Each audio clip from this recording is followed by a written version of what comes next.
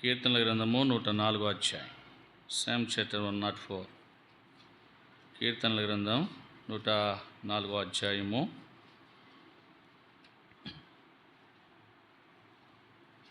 18వ వచనాన్ని మనమంతా కలిసి చదువుదాం.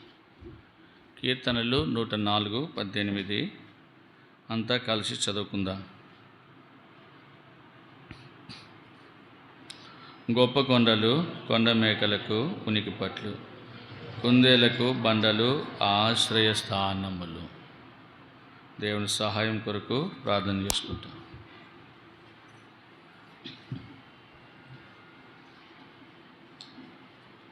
మహాప్రేమ గల మా తండ్రి, మమ్మల్ని ప్రేమించిన మా ప్రేమను కూడా శాశ్వతమైన ప్రేమతో ప్రేమిస్తూ విడవక కృప చూపుతున్నారు. పాటల ద్వారా మహింపరచుడి కొరకు మీరు ఇచ్చిన సమయం కొరకు వందనాలు తండ్రి. వాక్యం దగ్గరికి వస్తూ ఉన్నాము, మీరేం మాట్లాడుతూ రండి. మీ యొక్క కృప, కనికరము, ప్రేమ, వాత్సల్యతలు మా పక్షాన్ని అనుగ్రహించుకుంటారండి.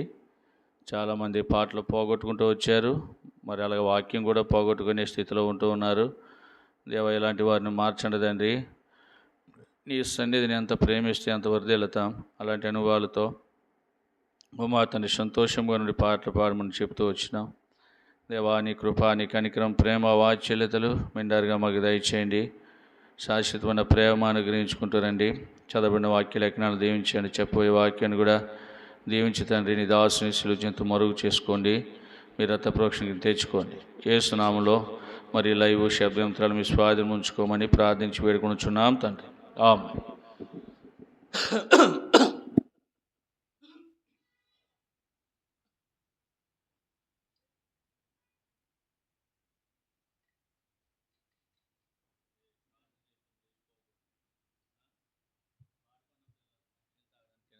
ప్రార్థనలో లేచాలకూడదు.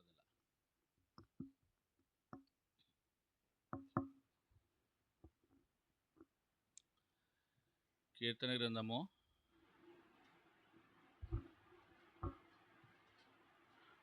గ్రంథము 103 అధ్యాయంలో 100 అధ్యాయంలో మనం చూస్తాం. 100 అధ్యాయంలో ఏం రాస్తాడంటే, సమస్త దేశములారా యెహోవాకు ఉత్సాహధ్వని చేయడి, సంతోషముతో యెహోవాను సేవించడి, ఉత్సాహ గానము చేయుచు ఆయన సన్నిధికి రండి.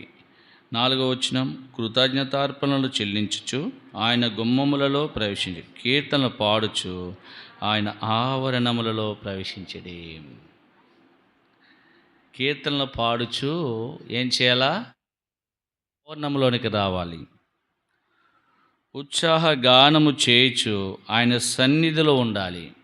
గానం అయిపోయిన తర్వాత, గానం అనగా పాటలే, పాటలు అయిపోయిన తర్వాత వస్తే దేవుడు ఏమి ప్రతిఫలం ఇస్తాడు? మీకు ఏమి ఆశీర్వాదం ఇస్తాడు? ఉత్సాహగానం చేయాలా? ఏం చేయాలా? గానములతో రావాలా, పాట పాడాలా. మందిరాల్లో పాటలు పాడుచు ఆయన ఆవరణంలో ఉండాలా, ఆయన సన్నిధిలో నిలబడాలి. కనుక ఎందుకు ఎట్లా చేయాలి అంటే, ఆయన మనలను పుట్టించినాడు, మనం ఆయన వారము. సమస్త దేశంలో ఒకరిగా చెప్పేది, ప్రపంచంలో ఉంటున్న ప్రతి మనిషికి కూడా చెప్పే మాట ఏంటంటే, పాటలు పాడుచూ రావాలి, కీర్తన పాడాలి. కీర్తన సమయానికి, ప్రారంభ ప్రార్థనకి మనం ముందుండాలి, వెనుకంజ వేయకూడదు. ఈరోజు ఏమైపోతున్నాయంటే ఏంటి, భక్తి చాలా చల్లారిపోతుంది, ఆది ప్రేమ చల్లారిపోతుంది, దిగజారిపోతుంది. కారణం ఏంటి? మనలో ఉన్న అజాగ్రత్త. ఏదో ఒక సోదరి రాగానే ప్రార్థన చేసింది, ఏమనంటే, ప్రభువా ప్రారంభ ప్రార్థనను తీసుకొచ్చా.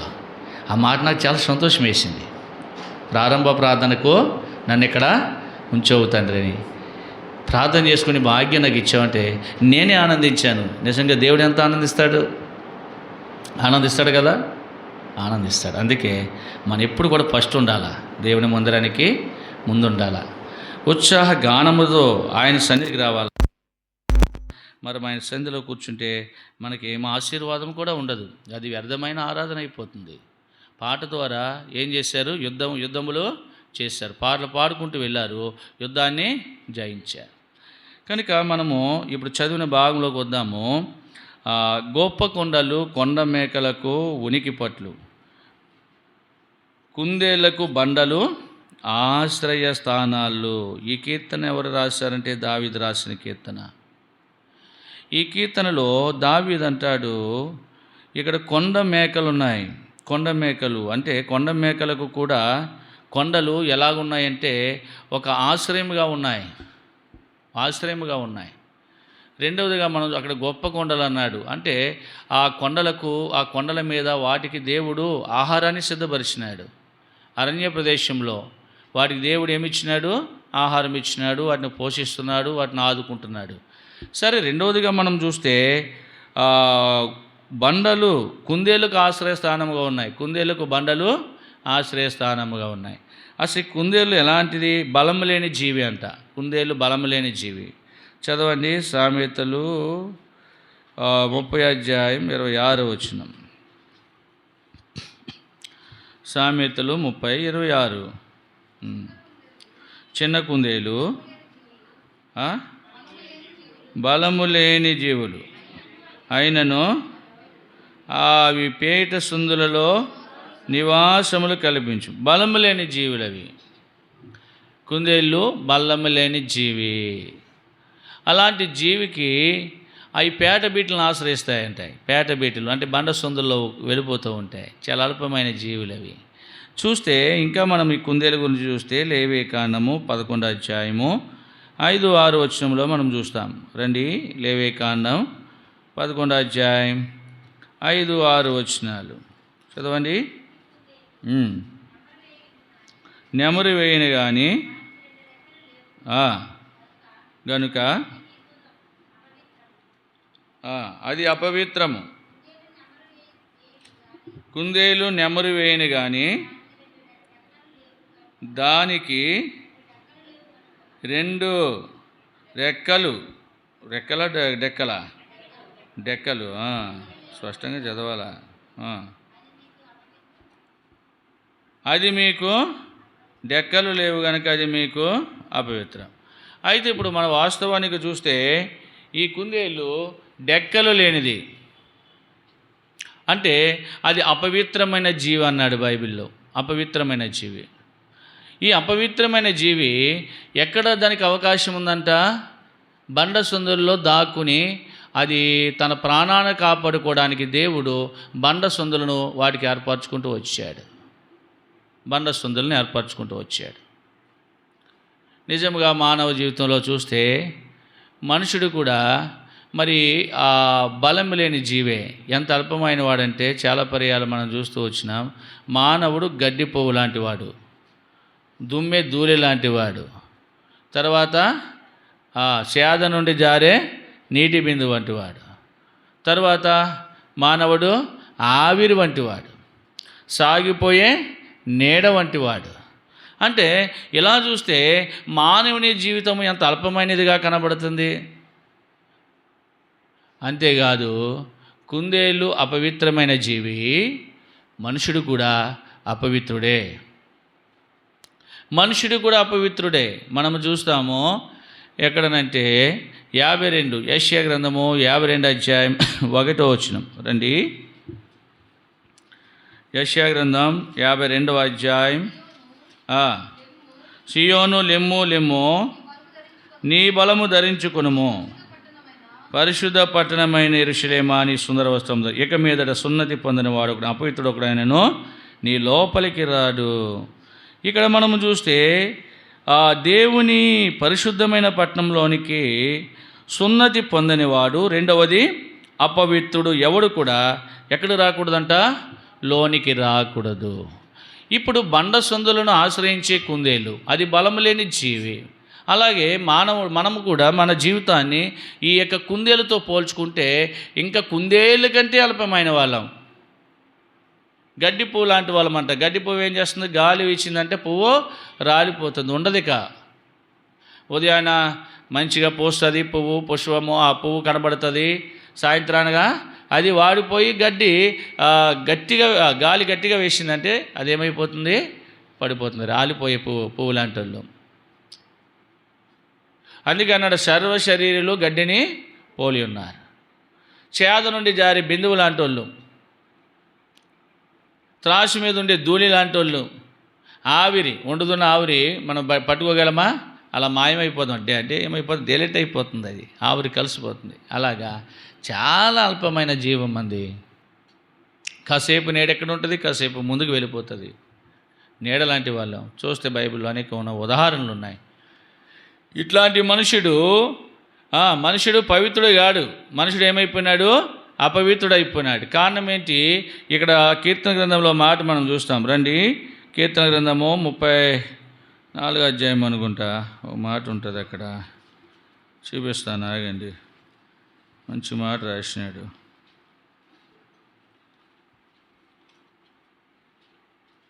22వ అధ్యాయం 6వ వచనం. నేను నరుడని కాను, నేను పురుగును. చాలు, నేను నరుడని గాను, నేను పురుగును. ఇది కూడా దావీదు రాసిన కీర్తనే. నేను నరుడిని కాదయ్యా, నేను పురుగును. మానవుడు పురుగు దేని మీద పుడుతుంది? మృతమైన కళేబర మీద పుడుతుంది. రాత్రి కొన్ని పురుగుల గురించి కూడా విన్నాం కదా. వాళ్ళు ఎవరు? రాజారావు గారిని గొప్ప సాక్ష్యం. మనిషి మృతం అంటే మనిషి యొక్క దేహం మీద పుట్టిన పురుగులను ఏపుకుని తినేవాడంట. సరే, ఇప్పుడు చనిపోయిన దాని మీద పురుగు పుడుతుంది, అది అపవిత్రము. కుందేలు కూడా అపవిత్రము. అపవిత్రమైన జీవికి బండ సందుల్లో దానికి ఏమిచ్చినాడు దేవుడు? ఏమిచ్చినాడు?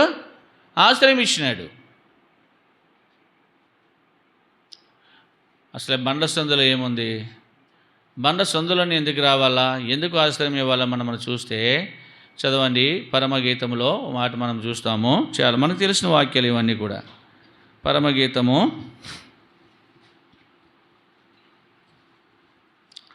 ప్రసంగి తర్వాత ఉంటుంది.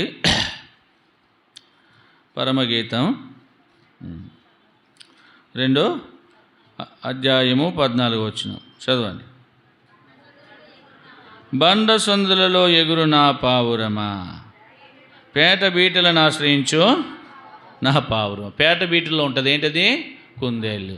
సరే, ఆ సందులోనే ఉంది ఏంటి? పావురం. బండ సందులో మరి పావురం ఉంది. పావురము దేనికి గుర్తుగా ఉందంటే పరిశుద్ధాత్మకు గుర్తుగా ఉంది. పరిశుద్ధాత్మునికి గుర్తుగా ఉంది. యేసుక్రీస్తు ప్రభువారు బాప్తిస్మం పొందినప్పుడు ఆకాశం నుండి ఆత్మ లేక పరిశుద్ధాత్ముడు పావురం వలె వచ్చి ఆయన మీద ఉరాలుతూ వచ్చాడు. ఆ పైన తండ్రి అయిన దేవుని మాట్లాడుతూ వచ్చాడు. ఏమని? ఈయన నా ప్రియ కుమారుడు, ఈయన యందు నేను ఆనందిస్తున్నాను, ఈయన మాట మీరు వినండి అని.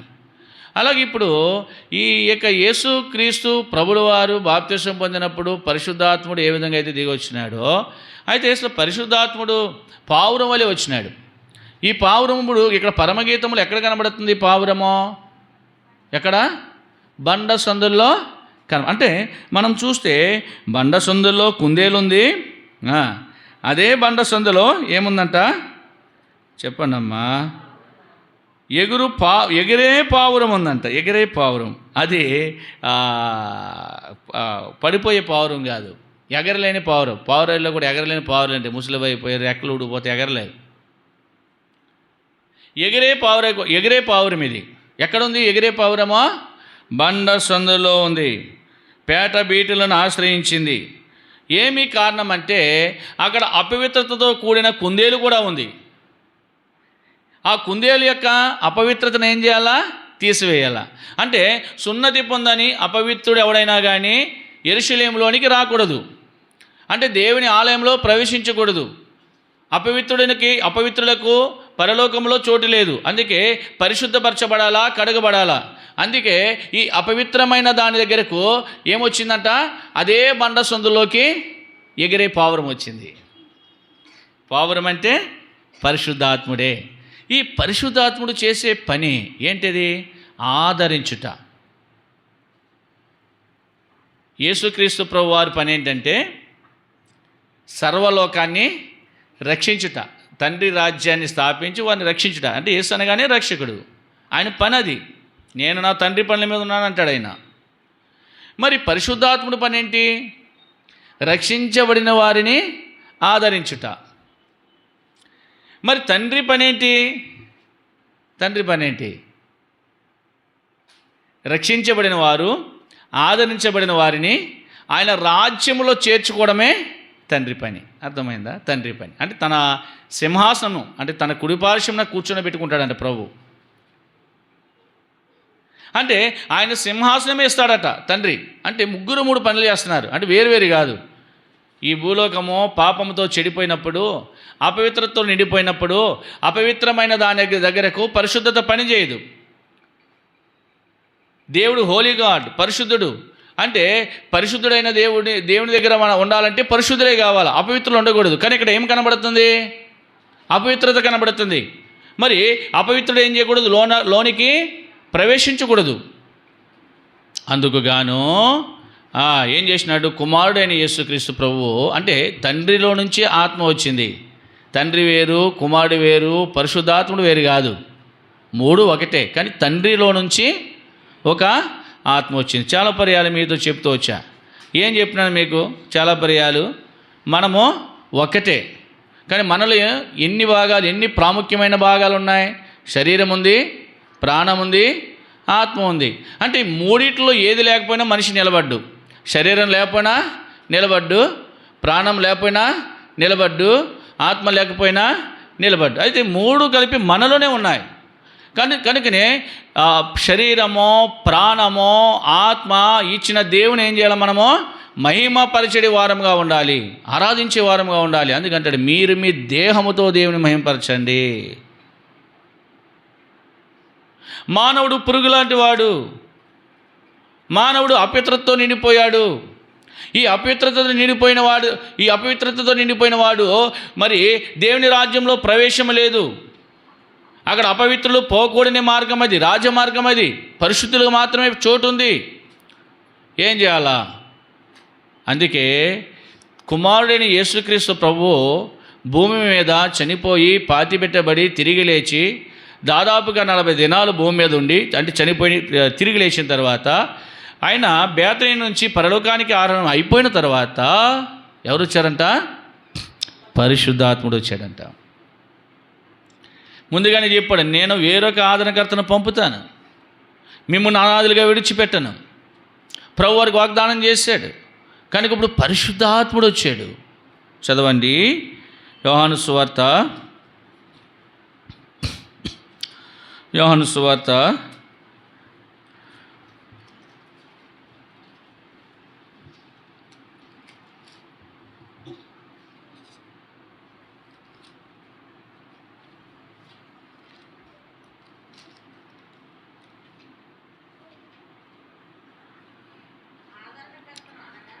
14వ అధ్యాయము, యోహాను సువార్త 14వ అధ్యాయము 26 చదవక.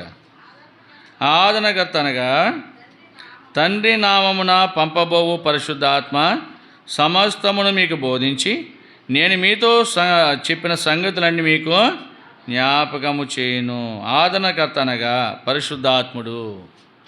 పరిశుద్ధాత్ముడు భూమి మీదకి వచ్చినాడు. పరిశుద్ధాత్ముడు భూమి మీద నివాసం చేస్తూ వచ్చాడు. అయితే ఎందుకు వచ్చినాడు? బండ సందుల్లో పావురం నిలబడ్డది. అందుకే మోషే అంటాడు, ప్రభువా నీ మహిమ నాకు చూపవా అని అడిగాడు మోషే. నీ మహిమ నాకు చూపవా అని అడిగితే, నన్ను చూచిన ఏ నరుడు కూడా బ్రతకడయ్యా, నీకెదురుగా ఓ బండ ఉంది, ఆ బండ మీద నిలువము అన్నాడు. అక్కడ చదవండి, ఎక్కడ చూస్తామో? నిర్గమాకాండము 32వ అధ్యాయం. నిర్గమాకాండము 32వ అధ్యాయం రండి. నిర్గమ 32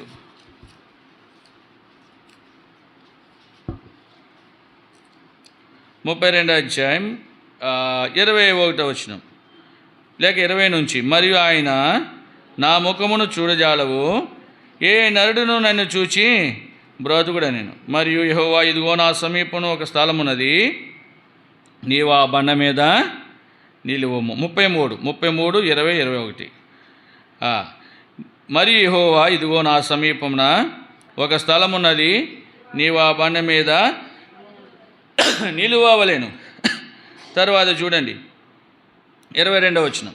నా మహిమ నిన్ను దాటి వెళ్ళుచుండగా ఆ బండ సందులో నిన్ను ఉంచి నిన్ను దాటి వెళ్ళే వరకు నా చేతితో నా ఎదుట ఇదిగో సమీపంలో ఒక స్థలం ఉంది. ఆ స్థలం ఏంటి? ఆ స్థలంలో ఒక బండ ఉంది. ఆ బండ మీద నువ్వేం చేయాలా? నిలబడాలా.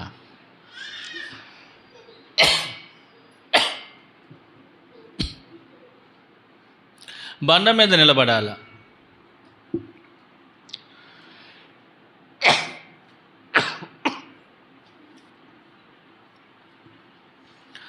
ఆ బండ మీద నిలబడాలా.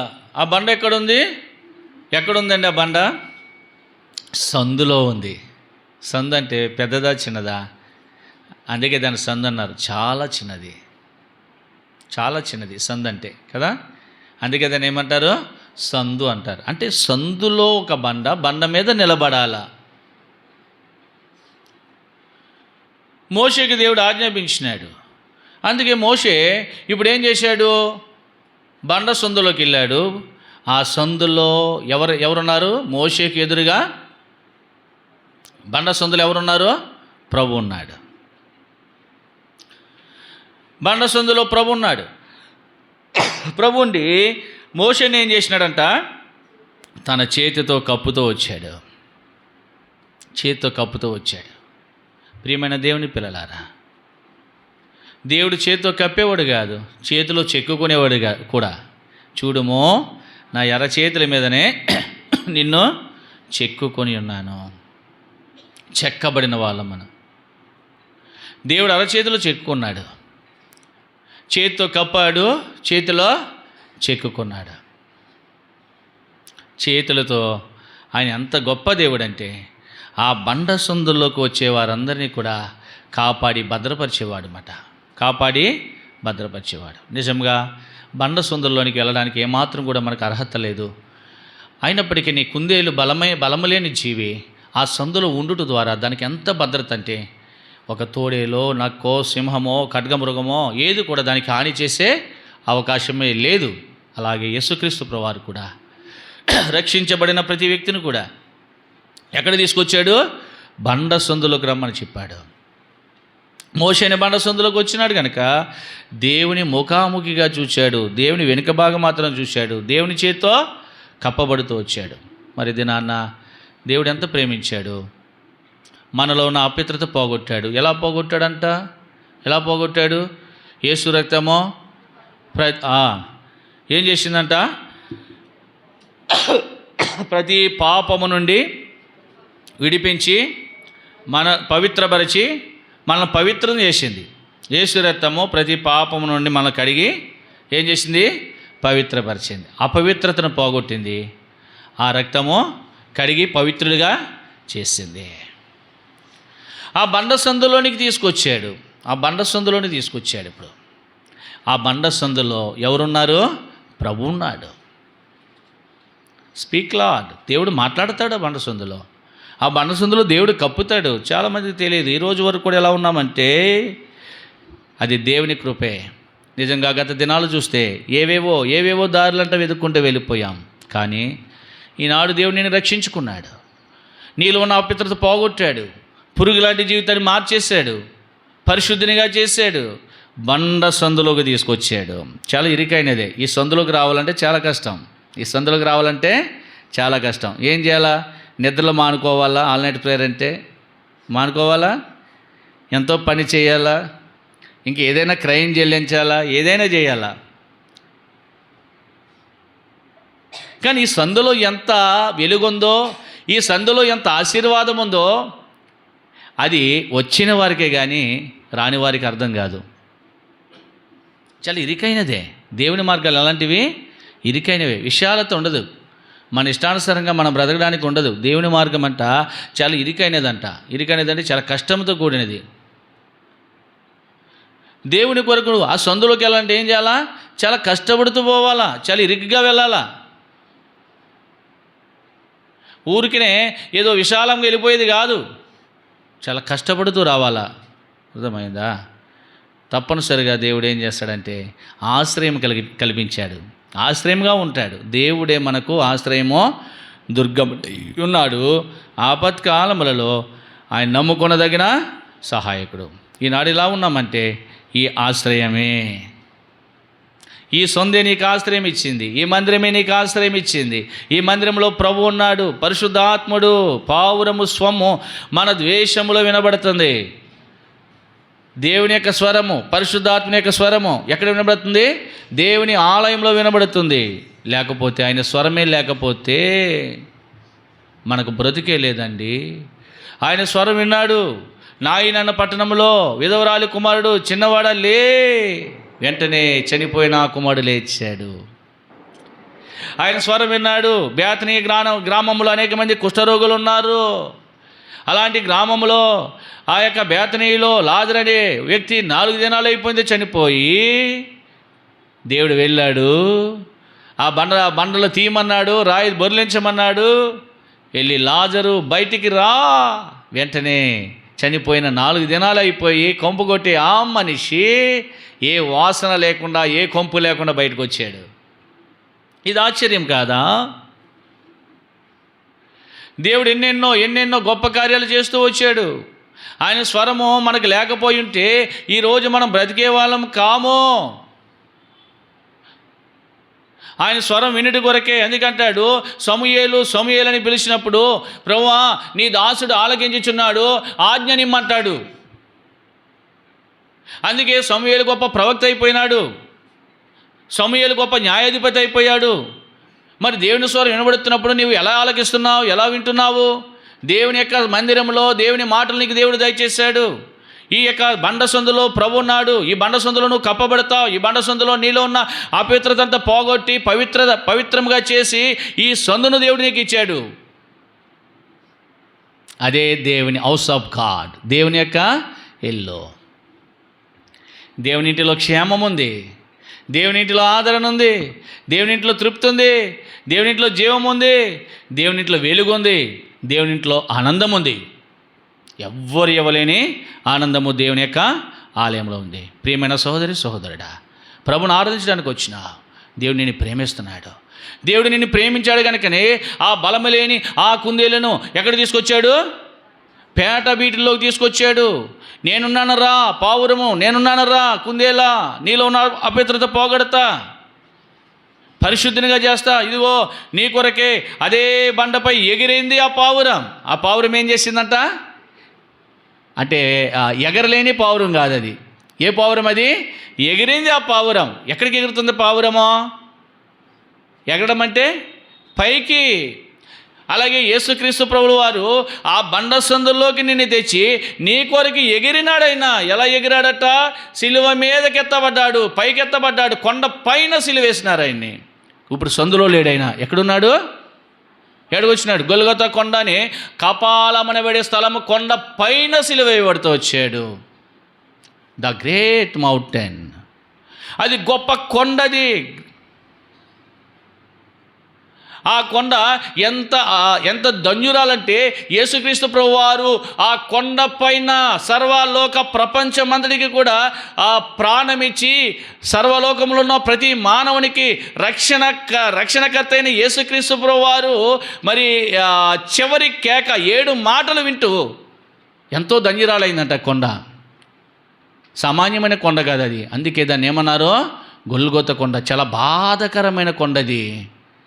యేసుక్రీస్తు ప్రభువారు బాధను అనిపించే కొండది. ఆ కొండ మీదకి ఎత్తబడ్డాడు. ఎగిరే పావురం అది. ఆ కొండ మీదకి ఎత్తబడకపోయింటే కనుక ఈ సందులో ఉన్న నీకు నాకు ఆశ్రయం ఉండేది కాదు. అందుకే రమ్మన్నాడు. అందుకే గొప్ప కొండలు కొండ మేకలకు ఉనికిపట్లయితే బండలు కుందేలకు ఏమైనా ఆశ్రయ స్థానంగా ఉన్నాయి. ఆశ్రయం చాలా అవసరం. ఆశ్రయం దేనికోసము? ఒక వ్యక్తి దాక్కోవడం కోసము. ఉదాహరణకు మన లేవీకాండంలో మనం చూస్తే ఒకడు పొరపాటున హత్య చేసినాడు అనుకోండి, ఒకరిని చంపేసినాడు, తెలియక చంపేసినాడు. పొరపాటు అంటే చేయాలని చేయలే, ఎందుకో జరిగిపోయింది అది. పొరపాటున అంతే. పొరపాటున అలా రాయి విసిరాడు. ఉదాహరణ చెప్తా, రాయి విసిరాడు, తను తగిలితే అనుకోలే, ఆ వ్యక్తికి తగిలింది, ఇక్కడ నుదుడు తగిలింది, చచ్చిపోయినాడు. మరి వెనకాల ఉన్న వాళ్ళు ఊరుకుంటారా? ఊరుకోరు. ఏం చేస్తారు? అతన్ని చంపుతారు. కనుక వీడు ఏం చేయాలంటే చంపబడకుండా ఆశ్రయపురంలోకి వచ్చేయాలా. ఆశ్రయపురంలో ఉంటే కనుక ఎవరు కూడా ఆశ్రయపురంలో ఉన్న వాడిని చంపకూడదు. అది విధి విధానము, దేవుడు పెట్టిన చట్టము. అందుకు ఆశ్రయపురం అవసరము. అంటే ఒక వ్యక్తి చంపబడినప్పుడు ప్రతి హత్య జరగకుండా, ఆ వ్యక్తి కూడా చంపబడకుండా దాక్కునేదే ఆశ్రయపురము. దేవుడు నీకు ఆశ్రయపురం ఇచ్చాడు. నువ్వు చంపబడ్డావు, లేక నువ్వు చంపేసుకున్నావు, నువ్వు చంపేసినావు. దేన్ని? దేవుని యొక్క ఆత్మను చంపేసుకున్నావు. ఏనాడైతే దేవుని మాట వినలేదో, దేవుని మాటకు లోబడలేదో, దేవుని యొక్క స్వరం వినబడినా నువ్వు నిర్లక్ష్యంగా ఉన్నావో, ఆనాడే చచ్చిపోయావు. బ్రతుకుతున్నావన్న పేరు మాత్రం మనిషిలో ఉంది, కానీ మానవుడు ఎలాంటి వాడంట? మృతుడే. పేరుకి బ్రతుకుతున్నాడంతే, పేరు పెట్టుకున్నాడంతే. వీడి బ్రతుకుతున్నాడు కానీ వాడు చచ్చాడు. ఏనాడైతే దేవుని మందిరం మానేశాడో, ఏమనాడైతే దేవుడిని ఆరాధించడం మానేశాడో, దేవునికి దూరంగా ఉన్నాడు, ఆనాడే చచ్చాడు మానవుడు. అయితే చచ్చిపోయిన ఆ మనుషుడు ప్రతిహత్య చేయకుండా, అంటే చంపబడకుండా చంపుకున్న మనుషుడు దేవుడిచ్చిన ఆత్మను ఏం చేసినాడు? చంపుకున్నాడు.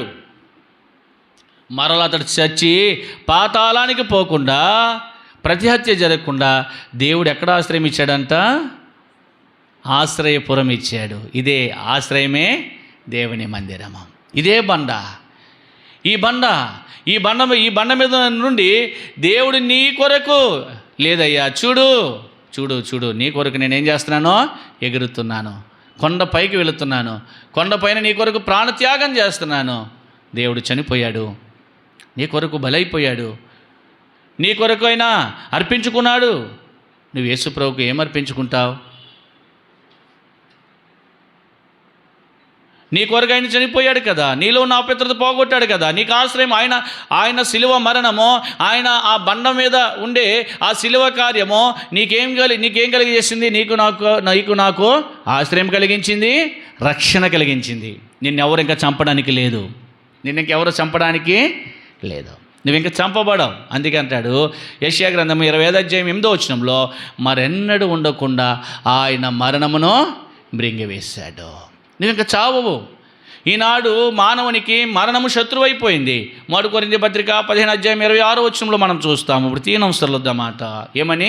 కడపట నశింపజేయబడు శత్రువు మరణము శత్రువు అయిపోయింది. మరణం మనం వేధిస్తూ ఉంది. అలాంటి సమయాలలో నువ్వు దాక్కోవయ్యా. ఇదిగో ఈ బండ నీ కోసమే, రా, సందులోకి రా. దేవుడు పిలిచాడు, సందులోకి తెచ్చుకున్నాడు. ఆ సందులో నుంచి ఎగిరింది ఆ పావురము. ఆ సందులోంచి ఎగిరింది, నీ ముందు కనిపిస్తూ ఉంది. నీ కొరకు గొప్ప కార్యం చేసింది ఆ పావురం. ఆ కార్యం చేయకపోయి ఉంటే ఈ పాపాత్ముడైన మనిషికి రక్షణ కలిగి ఉండేది కాదు. చాలా అల్పమైన జీవులు మనం, బలాజ్యులం కాదు. ఎంత అల్పమండి, ఎంత అల్పమో తెలుసా? ఎంత అల్పమంటే దారంట వెళ్ళాడురా, ఆవేశం వచ్చిందిరా, చచ్చిపోయాడురా. ఇదేంటిది? ఇప్పుడు దాకా బాగానే ఉన్నాడు కదా, ఇంతలోనే చనిపోయాడా? అంత అల్పమైన వాడు మనుషుడు. మీకు అర్థమైందా? దారంట వెళ్ళాడు, ఆవేశం వచ్చింది, చనిపోయాడు. రాత్రి పండుకున్నాడు, తిరిగి లేవలేదు. ఇంత అల్పమా? ఇదేనా బ్రతుకు? ఇదేనా జీవం? నిజంగా ఎంత అల్పమైన జీవులను ఏం చేశాడు? జీవాధిపతి. నువ్వు పాపములో, మరణములో, నరకములో నశించిపోవటానికి ఇష్టము లేక బండ సందులోనికి నేను తెచ్చుకున్నాడు. ఈ సందే లేకపోయి ఉంటే, ఈ సందులోకి నీకు రాకపోయి ఉంటే యేసుప్రభు ఎవరో తెలుసుండేది కాదు, నీకు ఆశ్రయం కలిగేది కాదు, నీకు రక్షణ కలిగేది కాదు, నీకు విడుదల కలిగేది కాదు, నీకు జీవం దొరికేది కాదు. ఇది జీవము గల దేవుని సంఘము. ఈ సంఘములో ఏముంది? జీవముంది. ఏముందండి? జీవముంది. జీవాధిపతి ఎక్కడున్నాడు? కనుక ప్రియమైన దేవుని పిల్లలారా, జీవించే ప్రభువు ఈరోజు మనం బ్రతుకుతున్నామంటే మనలో ఉన్న అపవిత్రతను, పురుగులాంటి మనిషిని పూర్తిగా కడిగి పవిత్రపరిచి ఆయన మందిరానికి మనం తెచ్చిపెట్టుకున్నాడు. కనుక ఆయన మందిరంలో మనకు ఆశ్రయం ఇచ్చిన దేవుని మనం మనస్ఫూర్తిగా ఆరాధించినట్లుగా కూడి వచ్చిన ఆత్మదేవుడు మన సహాయపడునుగాక. ఆమె. లేచి నిలబడి ఒక పాట పాడుకుంటాం. చివరి పల్లవి పాడినప్పుడు సండే స్కూల్ పిల్లలు సండే స్కూల్కి వెళ్ళండి.